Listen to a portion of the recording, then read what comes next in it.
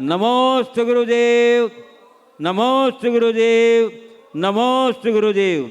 और इसी के साथ अब मैं मुखातिब होता हूँ परम पूज्य मुनि श्री संधान सागर जी महाराज के चरण कमलों में कि हे मुनिवर, अपने ओजस्वितापूर्ण वक्तित्व शैली से आज के शंका समाधान के इस कार्यक्रम को गति प्रदान करते हुए हम सबों को कृतार्थ करें। नमोस्तु गुरुदेव, नमोस्तु गुरुदेव, नमोस्तु गुरुदेव। चलते हैं गुणायतन की इस पावन धरा पर गुरु चरणों में बारंबार नमोस्तु पूर्वक अष्टाई सत्र प्रारंभ करें। और आज गुरुनाम गुरु आचार्य ज्ञान सागर जी महाराज के चरणों में भी अपनी विनयांजलि प्रस्तुत करते हुए हम सब गुरु चरणों में नतमस्तक होते हुए आज का यह सत्र प्रारंभ करते हैं। और प्रथम प्रश्न आज उसी समाधि दिवस से ही संबंध है। मधु राकेश जी मोठिया रतलाम से गुरु चरणों में बारंबार नमोस्तु पूर्वक पूछ रहे हैं। गुरुवर, आपका आज प्रातःकाल का प्रवचन सुना, आपने कहा मैंने ज्ञान सागर जी को नहीं देखा परंतु आचार्य श्री को देख लेने से आचार्य ज्ञान सागर जी को भी देख लिया। परंतु गुरुदेव, एक व्यक्ति में दूसरे व्यक्ति को देख लेने का कार्य कैसे संभव है? हम लोगों ने भी आचार्य ज्ञान सागर जी को नहीं देखा और आचार्य गुरुदेव विद्यासागर जी को देखा, पर हमें तो उनमें दर्शन में आचार्य ज्ञान सागर जी नहीं दिखे। गुरुदेव, यह कुछ रहस्यास्पद सा लगता है, कृपया रहस्य स्पष्ट करने की कृपा करें। बारंबार नमोस्तु करते हुए। देखिए, चीज़ें वो नहीं होती जो हमें दिखती है, चीज़ें वैसी दिखती है जैसा हम देखते हैं, हमारी दृष्टि पर। आप अगर आचार्य महाराज को एक व्यक्ति की तरह देखेंगे तो आचार्य से एक अलग व्यक्तित्व के रूप में दिखेंगे, लेकिन आचार्य श्री को एक विभूति के रूप में देखेंगे तो हमें हर विभूति में उनके दर्शन होंगे। एक जगह अनेक दीपक हो और जलते हुए दीप हो, अगर हम अलग अलग दीपों को देखेंगे तो सब अलग अलग दिखाई पड़ेंगे, पर हमारी दृष्टि जब ज्योति पे होगी तो एक दिखती है। आप लोग दीप देखते हैं, हम ज्योति देखते हैं। अंदर की ज्योति देखो तो उसको उस दृष्टि से देखना चाहिए। व्यक्ति को हम दो तरीके से देख सकते हैं, एक उसके व्यक्तित्व से, दूसरे उसके कृतित्व से। प्रत्यक्ष रूप से जब हम किसी को देखते हैं तो उसका वो मूर्त व्यक्तित्व दिखता है, लेकिन मूर्त व्यक्ति का अमूर्त व्यक्तित्व उसकी कृतियों में झलकता है, चाहे वो जड़ कृति हो या चेतन कृति। एक साहित्यकार यदि किसी कृति का सृजन करता है तो वह केवल कोई कृति नहीं रहती, उसमें उस साहित्यकार के, उस कृतिकार की सारा जीवन दर्शन होता है, उसकी सोच होती। अगर किसी कृति को आप कृति की भांति पढ़ेंगे तो आपको वही दिखेगा, लेकिन कृति के भीतर छिपे हुए जीवन दर्शन को समझेंगे तो आपकी आंखों के सामने कृतिकार की छवि भी उभरेगी। हम जो बोलते हैं वो केवल शब्द नहीं होते हैं, हमारे मुख से निकलने वाले शब्दों के साथ हमारे अंदर के भाव और विचार भी संप्रेषित होते हैं। तो अगर व्यक्ति के अंदर दृष्टि हो तो सामने वाले के वचनों से भी उसके व्यक्तित्व का आकलन कर सकते हैं। तो ये देखने का तरीका है। तो जो मैंने बात की कि मैंने ज्ञान सागर जी महाराज को नहीं देखा और देखा भी है, हर उसने देखा जिसने आचार्य विद्यासागर को देखा। देखने की दृष्टि पर सब कुछ निर्भर है। ओ अचिंत्य जी जैन सिंगापुर से नमोस्तु पूर्वक पूछ रहे हैं, जैन सिद्धांत अनुसार वैर भाव केवल मनुष्य, त्रियंश, देव और नारकी जीवों में ही प्रकट होता है या एकेंद्रीय एवं स्थावर जीवों पृथ्वी, जल, अग्नि, वायु आदि में भी किस रूप में व्यक्त होता है? यदि हाँ तो क्या बाढ़, भूकंप, आंधी, जंगल की आग, वायरस आदि को भी स्थावर या सूक्ष्म जीवों के कर्मजन्य वैर भाव की अभिव्यक्ति माना जा सकता है? देखिए, कषाय तो सब जीवों में, कषाय समुद्घात भी सब जीवों में पाया जाता है। उस दृष्टि से देखा जाए तो कषायों का उद्वेग होगा। अग्निकाय और वायुकाय जीवों में विक्रिया का भी उल्लेख मिलता है, जो विभीषिका का रूप लेते हैं। लेकिन इन प्राणियों में संगी पंचेंद्रिय जीवों जैसा परिणाम नहीं होता। ये केवल कर्म फल चेतना को भोगने वाले स्थावर जीव। त्रस्त जीवों में कर्म फल के साथ कर्म चेतना भी। द्रव्य क्षेत्र काल भाव के अनुसार कर्म की अभिव्यक्ति होती है, कषाय होते हैं। वे निष्कषाय नहीं हैं, आपस में इनके द्वेष भी होते होंगे, लेकिन एक बच्चे के मन से हम इसकी कल्पना कर सकते हैं। एक बच्चे के मन में किसी से लड़ाई होती तो तुरंत मैत्री हो जाती, उसके अंदर बैर की गांठ नहीं बनती। और जैसे जैसे वो बड़ा हो जाता है उसकी कसाई भी प्रगाढ़ होती है और वह छोटी छोटी बातों में भी बैर बांध लेता है। तो जैसे एक बच्चा है, कषाय उसके अंदर है, वो गुस्सा करेगा, रोएगा, चिल्लाएगा, मारपीट भी कर लेगा, लेकिन फिर थोड़ी देर बाद ठीक। लेकिन वही जब बड़ा हो जाए तो वर्षों क्या भाव, और भाव क्या भाव तक चल सकती। तो ये जब एक पंचेंद्रिय संगी मनुष्य में ये दिख सकता है अंतर, तो उसके हिसाब से वो तो एकदम अबोध चेतना वाले हैं, कीड़े मकोड़े। उनमें हमारे जैसा बैर नहीं दिखता, कषाय हों, और उसी अनुरूप उसका प्रभाव होगा। प्रत्यक्ष में उपस्थित यहाँ पर गंज बासोदा से व्रती श्राविका चेतना जैन गुरु चरणों में।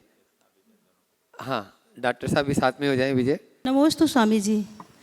महाराज जी, आज आचार्य प्रवृत्त ज्ञान सागर महाराज जी का समाधि दिवस है। वो एक उच्च कोटि के विद्वान थे, साहित्यकार थे, लेकिन उनके जो शास्त्र हैं उसके बारे में हमने आज तक पढ़ा नहीं, कोई जानकारी नहीं है। कृपया थोड़ा सा संक्षेप में उन शास्त्रों में क्या लिखा है, क्या वर्णन है, वो जानना चाहते हैं। नमोस्तु। देखिए, ज्ञान सागर जी महाराज के शुभ संदर्भ में मैंने आज प्रातःकाल चर्चा की थी। आचार्य ज्ञान सागर जी महाराज कोई साधारण आचार्य नहीं थे। वे एक ऐसी महाविभूति थे जो अनेक शताब्दियों के बाद हुए। संस्कृत साहित्य के जगत में 3 विद्वानों का प्रमुखता से नाम लिया जाता है, कालिदास, अश्वघोष और माघ। इन 3 को बृहत्त्रयी के रूप में कहा जाता था। इनके लगभग 1200 वर्षों बाद महाकवि आचार्य ज्ञान सागर जी हुए, जो इनके समकक्ष साबित हुए, और विद्वानों ने उन्हें उसमें जोड़कर अब बृहत चतुष्टयी कहना शुरू कर दिया। आज प्रातः काल भी मैंने कहा था, चूँकि आज गुरुनाम गुरु ज्ञान सागर जी महाराज का समाधि दिवस है, तो इस संदर्भ में थोड़ी सी बात कहना मुझे अपेक्षित भी लग रहा है। ज्ञान सागर जी महाराज बहुत ज्ञानी थे। मैंने आप लोगों से कहा था वो संकल्प के धनी थे। वे एक उच्च कोटि के साधक थे, निष्प्रहता की मूर्ति थे और सजन धर्मी थे। उनने अनेक कृतियों की रचना की, 5 महाकाव्यों के प्रणेता हुए। वीरोदय जिसमें भगवान महावीर का चरित्र है, जयोदय महाकाव्य जिसमें जय कुमार सुलोचना का चरित्र है, एक दयोदय है जिसमें दया की चर्चा है, एक सुदर्शनोदय जिसमें सेठ सुदर्शन के बारे में पूरा कथन है, एक समुद्र दत्त चरित्र है। ये 5 महाकाव्यों का सृजन आचार्य ज्ञान सागर जी महाराज ने किया। इसके अलावा अन्य भी किए, पर पहले मैं इनकी चर्चा करूंगा जो साहित्यकारों की जगत में संस्कृत वाङ्मय की श्रीवृद्धि का एक मजबूत आधार हुआ। उनके साहित्य के महिमा का बोध आप केवल इससे जान सकते हैं। 1972-73 के आसपास हुमायूं यूनिवर्सिटी, हुमायूं विश्वविद्यालय नैनीताल से एक बहन ने शोध किया, जो वर्तमान में वहाँ अभी भी प्रोफेसर है, शायद रिटायर हो गई हो, डॉक्टर किरण टंडन। उस समय वो कुमारी किरण टंडन थी। उनके शोध का विषय था महाकवि ज्ञान सागर के काव्य एक अध्ययन। बहुत अच्छा। आचार्य ज्ञान सागर जी महाराज की कृतियों पर पहला शोध प्रबंध तो प्रकाशित है, जिसकी शोधकर्त्री भी जैन नहीं, शोध निर्देशक भी जैन नहीं और प्रकाशक भी जैन नहीं। उस शोध कृति को हमने पढ़ा। उसमें लिखा कि यदि हम धर्म निरपेक्ष और संप्रदाय निरपेक्ष होकर विचार करें तो अस्मद आलोच्य महाकवि ज्ञान सागर जी महाराज, कालिदास, अश्वघोष, माघ और भैरवी जैसे महान कवियों की श्रेणी में अपना स्थान पाने के अधिकारी तो हैं ही, और अनुपाश और यमक अलंकार में तो उन्होंने कालिदास जैसों को भी पीछे छोड़ दिया। ये उनके शब्द थे। तो ऐसे अनेक कृतियाँ उन्होंने लिखी। अनेक विद्वानों ने उनकी उस विद्वत्ता का लोहा माना। जो बेजोड़ कृतियाँ उनके ऊपर कई लोगों ने पीएचडी और डीलिट की उपाधि अर्जित की। शताधिक शोध प्रबंध शोध पत्र आचार्य ज्ञान सागर जी महाराज की कृतियों पर लिखे गए, और वो केवल एक विद्वान जानते हैं। समय का अभाव है, इसलिए मैं अभी ज़्यादा विस्तार से नहीं बहुत कहूँगा। उपकार महाराज जी। ये 5 महाकाव्य। इसके अलावा वो बहुत सरल कृतियाँ भी लिखे। उन्होंने समय सार की हिंदी टीका की। जयसेन आचार्य की तात्पर्य वृत्ति की हिंदी करके अनेक लोगों को भटकने से बचाया। उनकी एक आध्यात्मिक कृति है सम्यक तुषार सतकम। निमित्त उपादान और कारण कार्य व्यवस्था का इससे अच्छा विवेचन कहीं देखने को नहीं मिलता। अद्भुत कृति, संस्कृत में लिखी और इसका हिंदी अनुवाद भी किया। उनकी एक कृति है पवित्र मानव जीवन, अद्भुत कृति। उनकी एक कृति है मानव धर्म, रत्नकर्ण सावकाचार्य की इतनी व्यवहारिक व्याख्या कहीं नहीं। उनकी एक छोटी सी कृति कर्तव्य पथ प्रदर्शन, जिसमें 84 आख्यान है, छोटे छोटे से कथा और आख्यान है, सबको 84 के चक्कर से मुक्त करने वाले, अद्भुत है। तो ऐसे ज्ञान सागर जी महाराज ने 50 कृतियाँ रची, सम्यक शतक बोल दिया, और प्रवचन सार की उनने टीका लिखी। अन्य छोटी छोटे के ट्रैक्ट लिखे। तत्वार सूत्र दीपिका के नाम से तत्वार सूत्र का भी हिंदी उन्होंने किया। अन्य अनेक उनकी है। एक इतिहास के पन्नों में ऐसी एक कृति भी है। ऐसी बहुत सारी कृतियाँ ज्ञान सागर जी महाराज की थी, और महाकृति के रूप में हमने परम पूज्य गुरुदेव को तो देखा ही है। इसलिए मैं कह सकता हूँ, आज ज्ञान सागर नहीं होते तो विद्यासागर नहीं होते, और विद्यासागर नहीं होते तो हम और आप कहाँ होते। ये समझ लीजिए, हम सब आज ज्ञान सागर जी महाराज के समाधि दिवस के अवसर पर अपनी ओर से और आप सब की ओर से उनके चरणों में बिन्याजली अर्पित करते हैं। चलिए। नमोस्तु महाराज जी, अद्भुत जानकारी देने के लिए नमोस्तु, उपकार है महाराज जी। कोलकाता से अपने बीच में राजेश जी, मधु जी, संजय जी, सोनम जी, अभिजीत जी, विशाखा जी। हमारा प्रश्न है कि गुरुदेव, अभी हमने एक मूवी देखी थी भगवान कृष्ण पे, उसमें भगवान कृष्ण के जो पारिवारिक संबंध थे उन्होंने देखे सब पूर्व जन्मों के कर्मों से उनके संबंध हुए।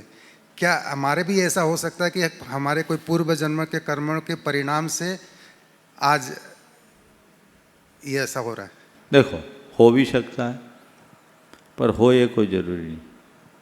कुछ संबंध बनकर आते हैं, कुछ संबंध बना लिए जाते हैं। हमारे आपके पूर्व जन्म के संबंध हैं। एक बार किसी ने बोला, महाराज जोड़ी तो ऊपर से बनकर आती है। तो हमने कहा टूटती भी ऊपर से ही। पहले जोड़ियाँ अटूट रहती थी और आजकल जोड़ियाँ अक्सर टूट जाती है। तो ये सब क्या है? ये निमित्त नैमित्तिक संबंध है, संयोग है। संसर्ग भी हम पर हावी होता है। द्रव्य, क्षेत्र, काल, भाव चारों का निमित्त होता है। इसलिए भ्रम मत रखना कि जिसका जिससे बन गया वो तो पुराने जन्म का जन्म का बंधा हुआ है। बंधने के बाद जिंदगी भर भोगोगे तो पता लगेगा कि पुराने जन्म क्या होता है। ये दृष्टिकोण और ये अवधारणा दोनों गलत है, हमें इसे बदलना चाहिए। कुछ महापुरुषों का भवानुबद्ध संबंध होता है, लेकिन सबका हो ऐसा नहीं कह सकते। हाँ अभिजीत। गुरुदेव के चरणों में बारंबार नमस्कार। गुरुदेव, आज के इस युग में बच्चों का शिक्षित होना अनिवार्य है, था भी, है भी, लड़के हो चाहे लड़कियां हो, उनका उच्च शिक्षित होना भी अनिवार्य हो गया है। एंड इस प्रोसेस में फिर आगे उनको जा कर के सेल्फ डिपेंडेंट भी होने लग गए वो। अब गुरुदेव, अब स्थिति ये बन रही है कि अब जैसे बच्चे हैं जो पढ़ रहे हैं, वो सब अच्छा कर रहे हैं, आगे जाके वो बाहर जाएंगे, पढ़ाई भी करेंगे, उच्च शिक्षा के लिए जाएंगे ही, को एजुकेशन होगा, फिर वो प्रोफेशन में जाएंगे तो फिर कलीग्स होंगे, तो उसमें भटकाव का भी चांस बनता है। उसको बच्चों को कैसे, अभी हम लोग जब बाहर भेजें तो उनको उस हिसाब से प्रिपेयर करके भेजें। देखिए, आपने बहुत गंभीर सवाल किया है, ये चिंता आज के हर अभिभावक की। बच्चों को पढ़ाना लिखाना युग की आवश्यकता है, लेकिन पढ़ाई लिखाई के साथ जो भटकाव है एक बहुत बड़ा खतरा है। आजकल सहजीवन की प्रवृत्ति बन गई, सहशिक्षा हो गई, बल्कि 6वीं 7वीं क्लास से ही लोग एक साथ को एजुकेशन में पढ़ते हैं और मोबाइल के माध्यम से निकटता और ज़्यादा हो जाती है। इंटरनेट से लोग एक दूसरे के साथ जुड़े रहते हैं, तो लोगों का एक दूसरे के साथ कनेक्शन बहुत गहरा हो जाता है। और ऐसे में फिर व्यक्ति, आजकल एक और बदलाव आया है कि बच्चे अब अपने निर्णय खुद लेने लगे हैं। माँ बाप को तो केवल सम्मति की मुहर लगानी पड़ती है। एक समय था जब हम आपकी पीढ़ी थी, उस समय हम लोग अपने जीवन का निर्णय अपने बड़ों से ही कराते थे। बड़ों का निर्णय ही मान्य होता था, जो माँ बाप ने तय कर दिया वो श्रेष्ठ।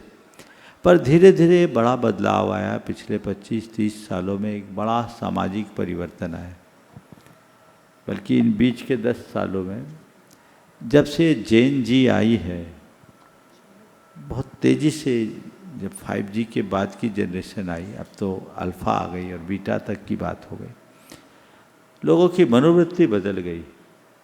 ऐसी स्थिति में हम क्या करें? बदलाव को स्वीकारें, भटकाव को रोकें।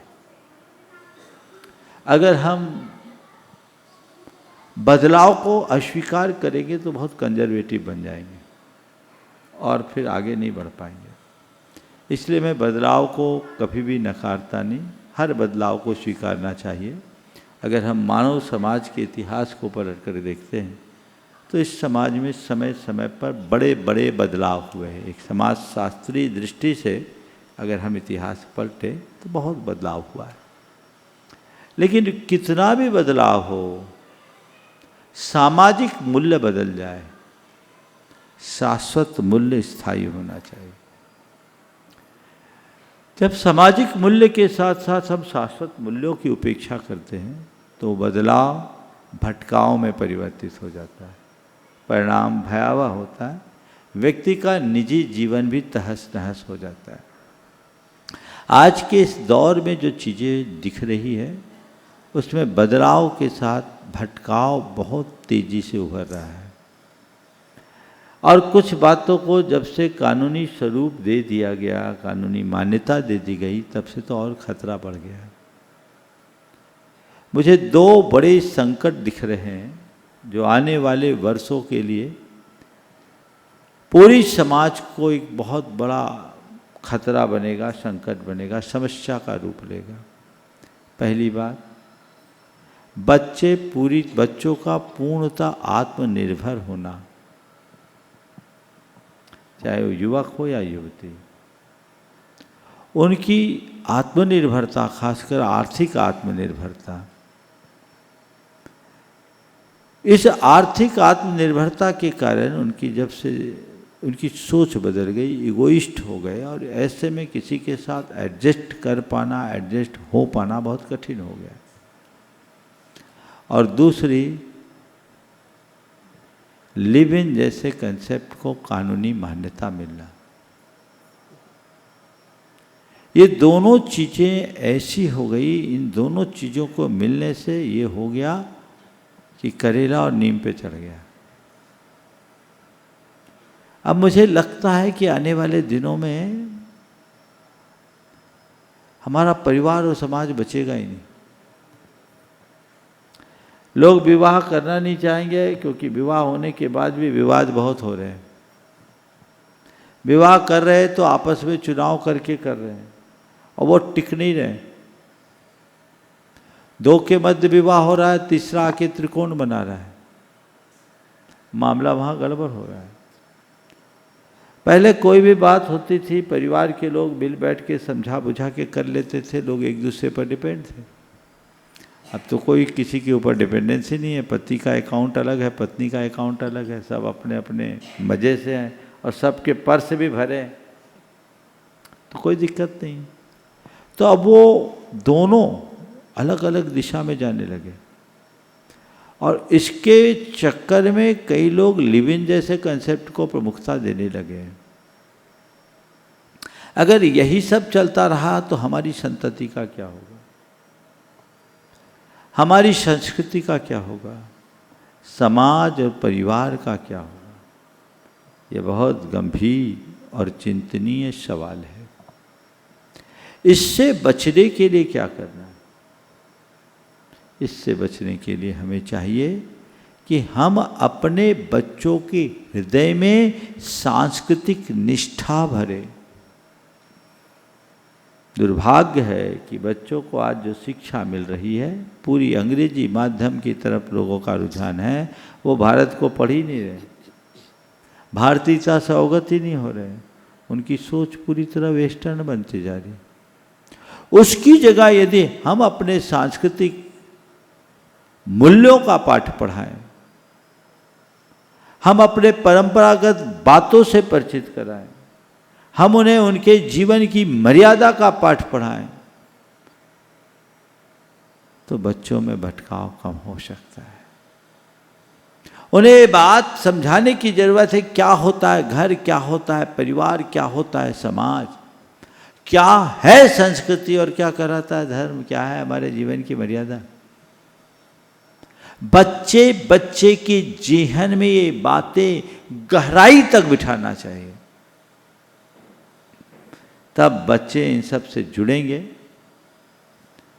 तो फिर वो कहीं भी चले जाए, कितनी भी उच्च शिक्षा उनकी क्यों ना हो, दुनिया में कहीं भी क्यों ना चले जाए, उनमें भटकाव नहीं होगा।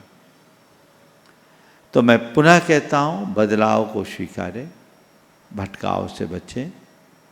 ठहराव लाने के लिए बच्चों को धर्म और संस्कृति से जोड़ें। आप अपने बच्चों को खूब अच्छी शिक्षा दीजिए, लेकिन प्रारंभिक शिक्षा उनकी पाठशालाओं में गहरी बनाइए और उनको गुरुओं से जोड़िए। और गुरुओं के पास केवल दर्शनार्थी बनाकर मत लाइए, गुरुओं के पास उन्हें लाकर कुछ ऐसे क्रैश कोर्सेस कराइए जिससे वे अपने जीवन के मर्म को जान सके, उनके विचारों में अध्यात्म प्रतिष्ठित हो सके, बदलाव आएगा। आज ही मुझसे किसी ने कहा, महाराज जी आप यहाँ हैं, गर्मियों की छुट्टी है, कुछ ऐसा कार्यक्रम हो जाए जिसमें हम लोग बच्चों को लेकर के आ सकें। मुझे उसकी बात बहुत अच्छी लगी। अब मैं सोच रहा हूँ 1-2 दिन में आपके बीच ये कार्यक्रम हो जाएगा।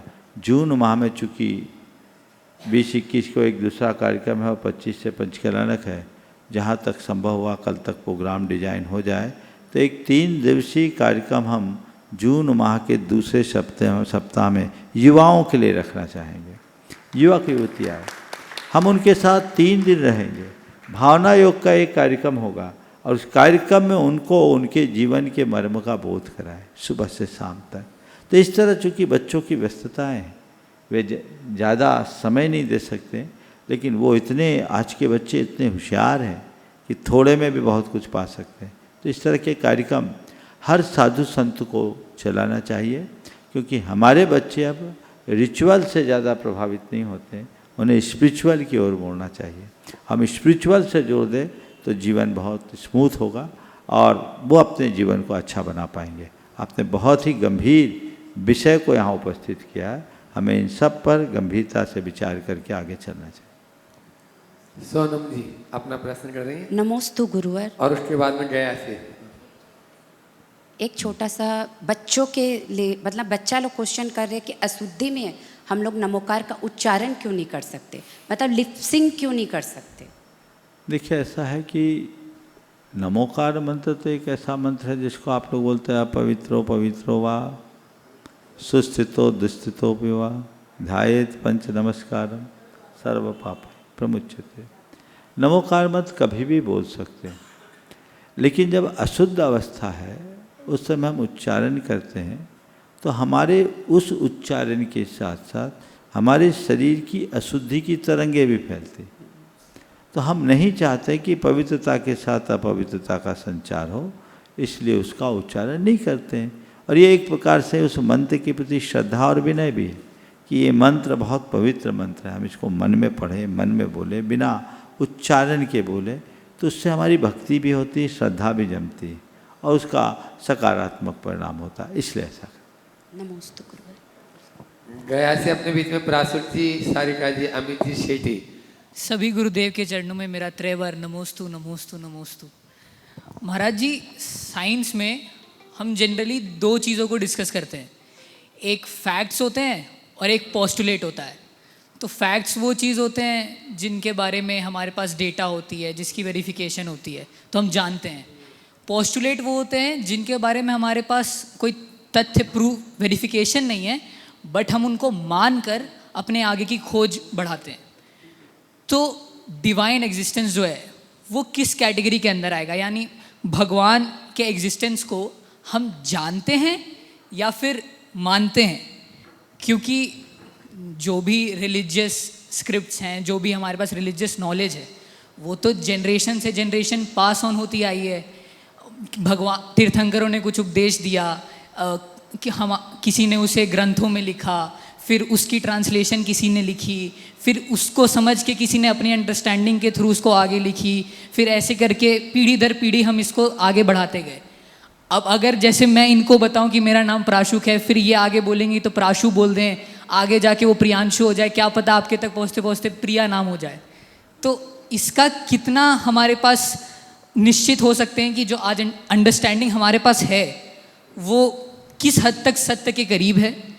क्योंकि फेथ और डायरेक्ट नोइंग के बीच में कुछ तो डिफरेंस आता ही होगा। महाराज जी कृपया समझ। देखो, बहुत अच्छा सवाल किया है तुमने। विज्ञान और धर्म में एक मौलिक अंतर है। विज्ञान जो भी बातें करता है वो प्रयोग के आधार पर करता है, और धर्म में जो भी बातें की जाती है, की गई है, वो अनुभव के आधार पर। प्रयोग रोज बदलते हैं और उनका परिणाम भी अलग अलग होता है, लेकिन अनुभव सदैव एक होता है। समझ गए? प्रयोग बदले, अगर प्रयोग की दृष्टि से देखें तो डाल्टन के परमाणुवाद से लेकर एडिक्टन और बल्कि उसके बाद आपके बोसोन तक कितना परिवर्तन आ गया। पुरानी सारी निष्पत्तियां डस्टबिन में डाल दी गई, अब बोसोलॉजी आ गया। ये विज्ञान की बात है। धर्म ने सदा से कहा कि परमाणु मैटर का अंतिम अविभाज्य और स्वाभाविक खंड है, अंग है, उसमें कोई भेद कण संभव नहीं। आज भी एक ही है, वहाँ कोई परिवर्तन नहीं। गुड़ खाने से मुंह मीठा होता है, ये अनुभव की बात है ना, इसमें प्रयोग करने की जरूरत नहीं। जो गुड़ खाएगा मुंह मीठा होगा, जितना गुड़ खाएगा उतना मीठा होगा, जैसा गुड़ खाएगा वैसे मिठास होगी। ये अनुभव है, बस धर्म उसी अनुभव की बात करता है। समझ गए? तो यहाँ गणित नहीं है। धर्म शास्त्रों में जो बातें लिखी गई है वो कोई मनगढ़ंत कहानी नहीं है। ये बात ठीक है कि पीढ़ियों से आई, पीढ़ियों से आने में ठीक है कि प्रासुक प्रिया बन जाए, लेकिन प्रासुक एक व्यक्ति रहेगा, वस्तु नहीं बनेगा। व्यक्ति अगर बने हैं, नाम में परिवर्तन से कोई मतलब नहीं, तथ्य में परिवर्तन नहीं होना चाहिए। तो जीवन का जो मूलभूत तत्व है वो कभी परिवर्तित नहीं हुआ। हमारे यहाँ जो शास्त्रों में वर्णन है वो किसी व्यक्ति की कल्पना नहीं है, वो आप्त प्रणीत यानी भगवान की वाणी के रूप में आया हुआ है, प्रमाण स्वरूप। और भगवान ने जो कहा वो कहा जो उन्होंने अंदर से जाना। उनका ज्ञान हमारे आपसे बहुत ऊंचा, वो केवल ज्ञानी थे, वो पूर्ण ज्ञान के धनी थे। तो पूर्ण ज्ञान से उनने जाना है, साक्षात्कार किया, वो उनको प्रत्यक्ष हुआ, वो उन्होंने बताया, हम उनका अनुकरण कर रहे हैं। प्रैक्टिकल करेंगे तो हम भी उसका साक्षात्कार कर सकते हैं। धर्म यही तो बताता है। तो उस मार्ग पर श्रद्धा करके चलना होगा। हर चीजें प्रयोग में नहीं आ सकती। विज्ञान की पहुंच वस्तु तक है, आत्मा तक नहीं। भगवान विज्ञान चीजों को खोजने में समर्थ हो गया, पर खोज कराने वालों को खोजने में आज तक असमर्थ। अल्बर्ट आइंस्टीन के बारे में ऐसा मैंने सुना कि जब उसकी अंतिम स्थिति थी, उससे किसी ने कहा कि आपने बड़े बड़े इन्वेंशन किए, एटॉमिक पावर तक का इन्वेंशन किया, आपकी कोई खोज शेष रह गई है क्या?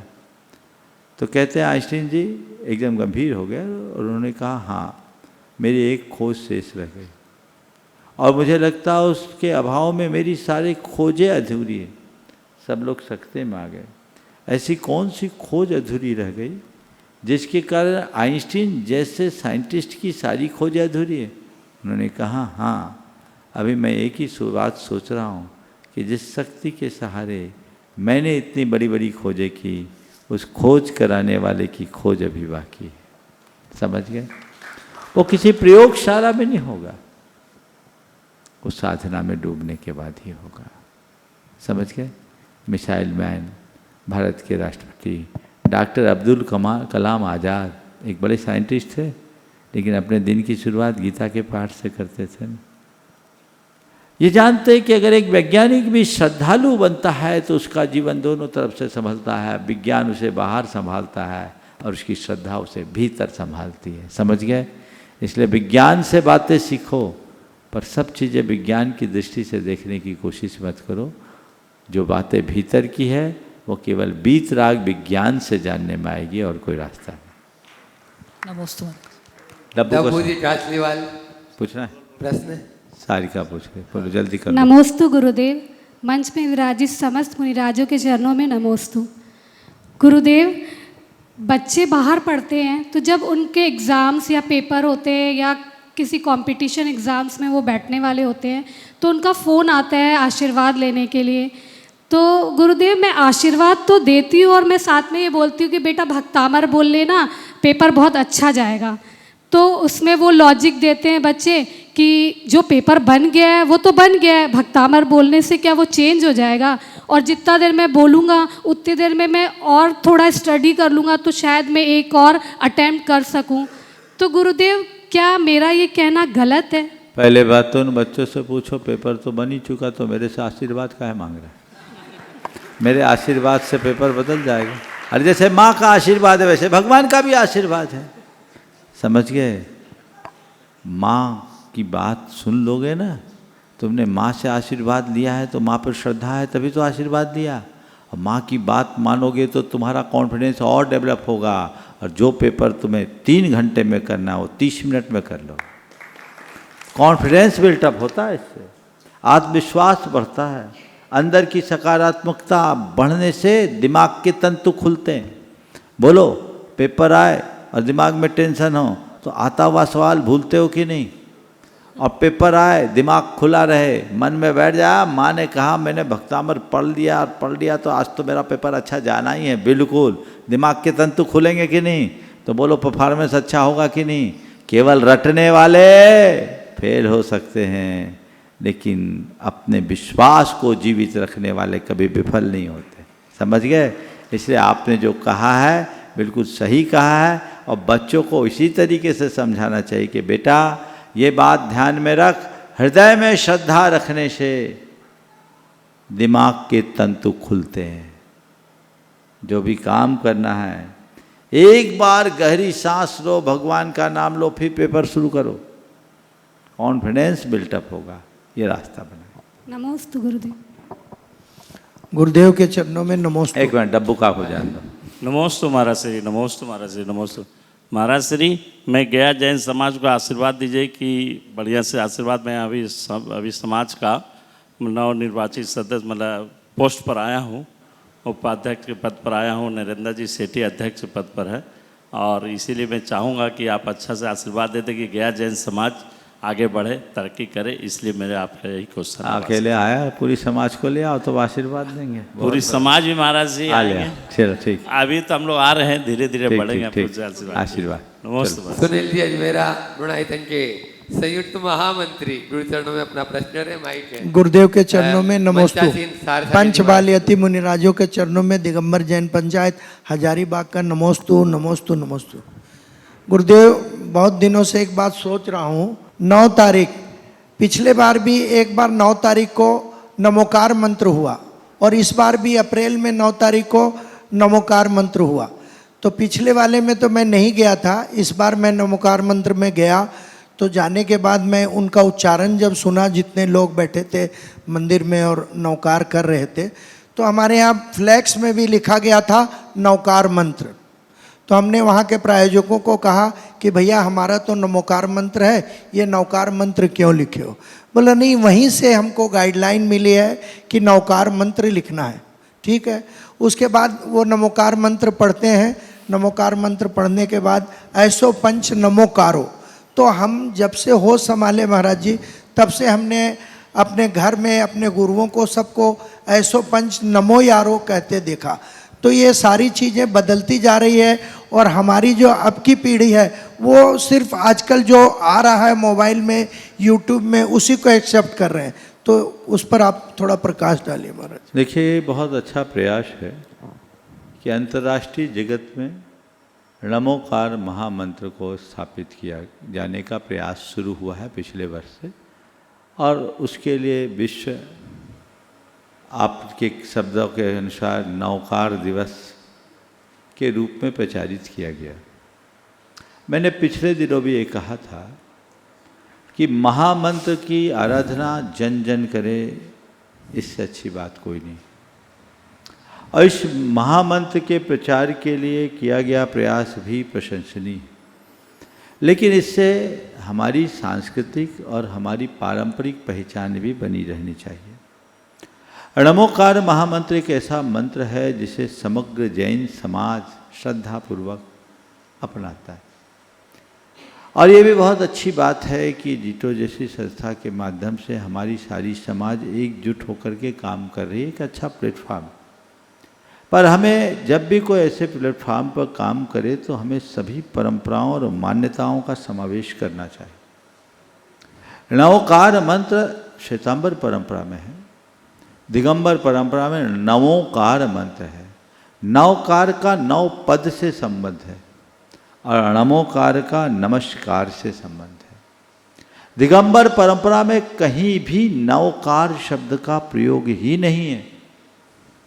इसलिए आप जाइए, मैंने इस बार पहले भी कहा था और आज पुनः कह रहा हूँ, और अगले बार से कहें, और जीटो के लोग इस कार्यक्रम को सुन रहे हैं तो इस बात को पहुँचाएं कि अगर आप पूरी समाज का प्रतिनिधित्व करना चाहते हैं तो नवकार और नमोकार ऑब्लिक में दोनों दीजिए, तभी दिगंबर समाज को उसमें जुड़ना चाहिए। हमारी पहचान, हमारे बच्चों को तो पता लगे हम नमोकार मंत्र बोलते तो नमोकार ही होना चाहिए। दूसरी बात, नमोकार महामंत्र प्राकृत में है और प्राकृत के 2 रूप हैं, एक सौर सेनी प्राकृत और एक अर्धमागधी प्राकृत। श्वेतांबर आगम जितने भी हो सब अर्धमागधी प्राकृत में है। वहाँ आणा को न बोला जाता, नमो अर्हंतानम बोलते हैं। हम अणमो अर्हंतानम बोलते हैं, हम सौर सेनी प्राकृत को अपना रहे हैं। तो हजारों साल की जो हमारी परिपाटी उसे हम एक दिन में कैसे भूल जाएंगे? ऐसा प्रचार हमारे लिए नुकसानदेह बन सकता है। इसलिए इस बार आपने अच्छा कहा, पहले से तैयार करो और जीटो के पदाधिकारियों को बोलो कि वो उदारता अपनाएं और इसके जो भी बैनर्स पोस्टर्स हों तब उसमें नमोकार और नवकार दोनों का उल्लेख करें और तभी दिगंबर समाज उसमें सम्मिलित हो। अन्यथा ऐसे कैसे होगा? और सबको मैं बोल रहा हूँ, जितने लोग जीटो से जुड़े हैं, अपनी सांस्कृतिक पहचान को बनाए रखना आपकी जिम्मेदारी। हम एकता चाहते हैं पर अपनी पहचान खोकर नहीं। अपनी पहचान के मूल्य पर एकता की बात करना बेमानी होगी। इस पर सबको गंभीरता से विचार करना चाहिए। और नई जनरेशन को भी मैं बात करता हूँ, संदेश सब जगह पहुँचाओ।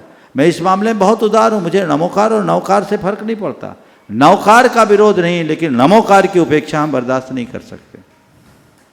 नमोकार भूल जाएंगे, हमारी पहचान खंडित होगी। ये कतई नहीं होना चाहिए। हम तभी इस कार्यक्रम में सम्मिलित हों जब बैनर में नवकार के साथ नमोकार भी हो। प्रिस्क्राइब होना चाहिए, ऑब्लिक में होना चाहिए। जब दोनों चीज़ें हैं तो हम दोनों चीज़ों का उल्लेख करने में संकोच क्यों करें? और हमारी ऐसी कैसी उदारता जो हम अपनी पहचान को ही खो दें, ये कतई नहीं होना चाहिए। मुझे आशा है जीतो के लोग इस पर गंभीरता से विचार करेंगे। अभी तक किसी का ध्यान भी नहीं गया, तो हम भी पिछले साल भी गए थे, इस साल चूँकि हम बिहार में थे, नहीं तो इस बार भी होते। हमने अपना आशीर्वाद भी दिया, आगे भी देंगे, लेकिन ये अपेक्षा जरूर रखेंगे। और पूरे देश की समाज से मैं कहना चाहूँगा, इस पर आप गंभीरता से ध्यान रखें, उसको उचित तरीके से कार्यक्रम को डिजाइन करें। दूसरी बात, एसो पंच अणमो यारो सब पाप प्रणाशनो मंगलाणम च सव्यसिम परमम होई मंगलम। दिगंबर परंपरा में अणमो यारो ही ज़्यादा चलन में है। कहीं कहीं अणमोकारों का भी चलन है, लेकिन चलन अणमो यारो का है ज़्यादा। तो इसको भी यथासंभव देखने की कोशिश करें। पर अणमोकार मंत्र के जो 5 पद के 35 अक्षर है, हमारे तो वही है, हम उनको मानते हैं। इसलिए णवकार और नमोकार के अर्थ में अंतर है। नमो यारो और नमोकारों के अर्थ में उतना अंतर नहीं है, इसलिए मैं उसके लिए उतनी बात नहीं करता, उतना आग्रह नहीं करता, क्योंकि हमारे यहाँ भी कई जगह विकल्प से नमोकारो आते हैं। लेकिन नमोकार और नवकार, नमोकार मंत्र को नवकार में बदल देना, अपनी पहचान को खंडित करना, ये कतई नहीं होना चाहिए। इसकी ब्रांडिंग इस तरीके से हो जिससे सब लोग जान सके हमने प्रचार किया महामंत्र का। और ये चीज़ें अगर ऐसा रूप लेती है तो ये बहुत गंभीर है। पूरी समाज को इस पर विचार करना चाहिए। महाराज जी, एक छोटी सी, अभी जैसे कहा कि युवकों के लिए मैंने वर्कशॉप लगाएंगे 2-3 दिन का, तो मेरा निवेदन है महाराज जी, 5 साल से ऊपर वाले बच्चों का शिविर लगाएंगे तो उसमें सफलता ज़्यादा मिलेगी। प्रोग्राम डिजाइन हो रहा, क्या करेंगे हम पे छोड़। जी महाराज जी, नमस्ते महाराज। नमस्ते। बच्चा सिंह नवदीक्षित मुनिराज सार के पास। नमोस्तु गुरुदेव। पश्चिमी दार्शनिकों ने जीवों के परस्पर संबंध को रेखांकित करते हुए एक दृष्टि दी कि जलाशयों में बड़ी मछली छोटी मछली को खा लेती है और जंगल में भी जो शक्तिशाली होता है वही राज करता है। तो उन्होंने इस दृष्टि के साथ अपना चिंतन दिया, सर्वाइवल ऑफ द फिटेस्ट। वहीं दूसरी ओर दृष्टि हमें भगवान महावीर की मिलती है, परस्परोपग्रहो जीवा नाम की। गुरुदेव, मेरा निवेदन ये है कि पश्चिमी दृष्टि में जहाँ परस्पर संघर्ष की सड़न है, वहीं परस्परोपग्रहो जीवा नाम में परस्पर समन्वय की सुगंध है।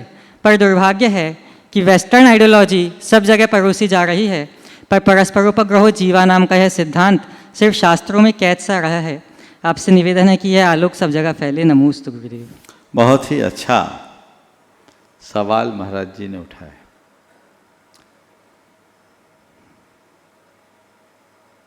Struggle of fitness, survival of the fitness की जो बात है, छोटी मछली बड़ी मछली को निगलने की बात, ये निश्चित रूप से ये हमारे भारत की मूल अवधारणा के विरुद्ध है।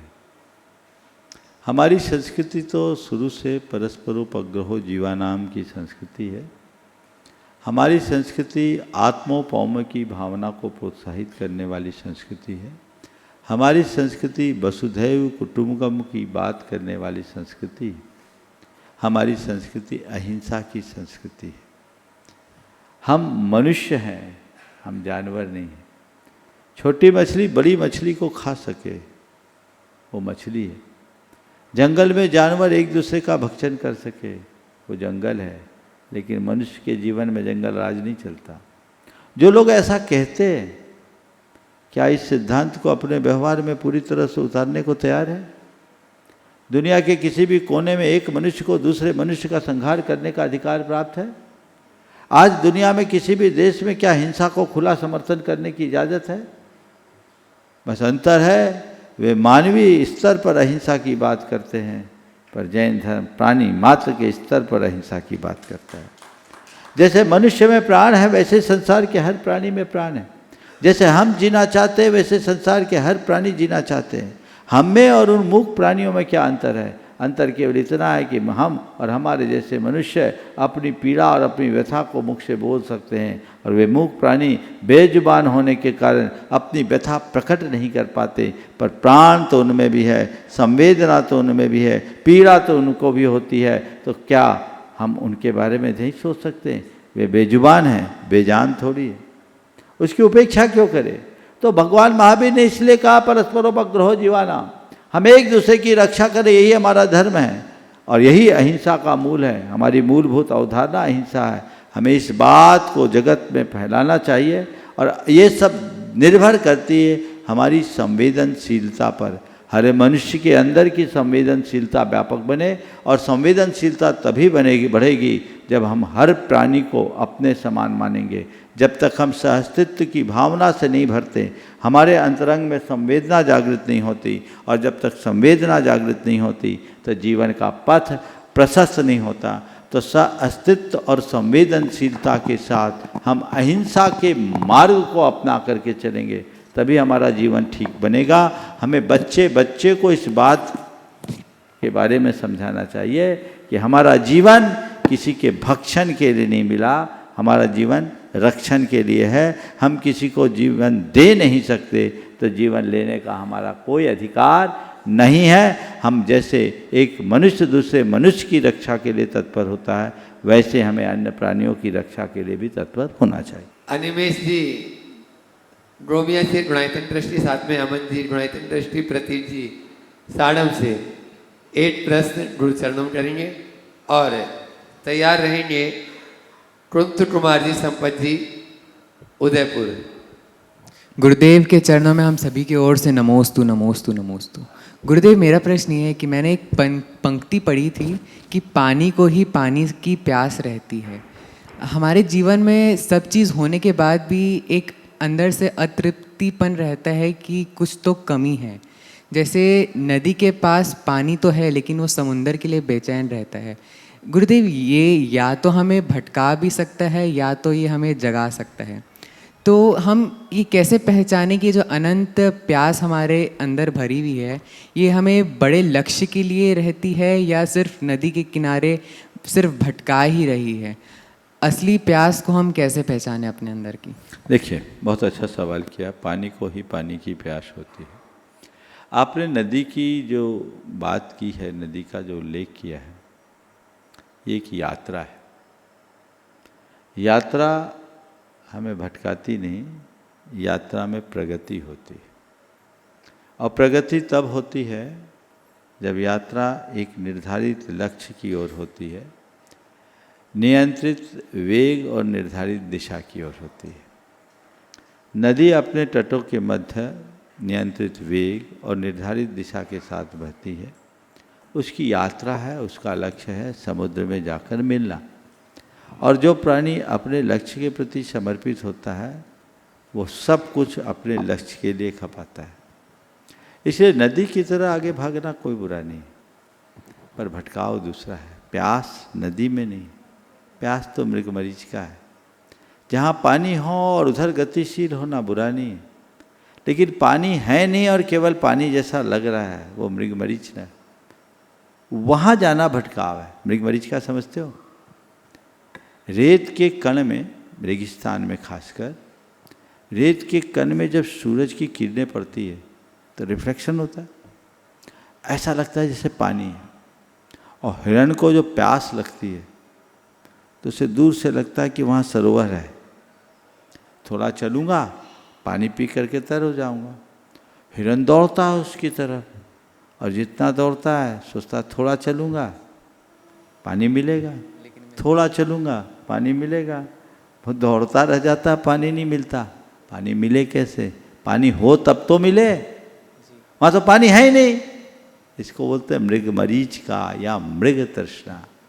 आज के मनुष्य की प्यास ये, थोड़ा और तो मुझे शांति मिलेगी, थोड़ा और तो मुझे शांति मिलेगी, थोड़ा और तो मुझे शांति मिलेगी, थोड़ा और थोड़ा और थोड़ा और करते करते दौड़ता रह जाता है, पर पूरा कहाँ होता है। जन्म से लेकर मरण तक दौड़ता है आदमी, दौड़ते ही दौड़ते दम तोड़ता है आदमी, दम तोड़ देगा, खत्म हो गई कहानी उसकी। तो वो प्यास है, समझ गए। तो जहाँ सुख है वहाँ सुख खोजो, जहाँ मूल तत्व है उधर जाना यात्रा है, गति, और जहाँ उसका वजूद ही नहीं उधर भागना हमारी प्रतिगति है, भटकाव है, प्यास है, तृष्णा है जो हमें उलझाती है, उससे बचना चाहिए।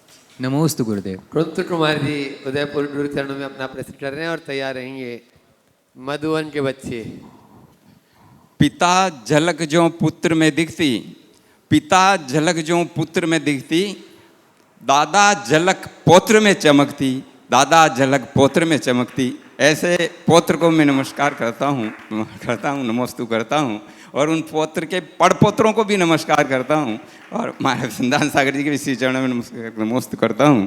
महाराज श्री आज ऐसे महान आचार्य का समाधि दिवस है, उन्होंने जिस प्रकार का उदाहरण प्रस्तुत किया, अपने शिष्य को ऊपर बिठा करके स्वयं उनके शिष्य बने, ऐसा उदाहरण किसी आगम में आपको देखने में आया हो या अध्ययन पढ़ने में आया हो तो उसको मैं जानना चाहता हूँ।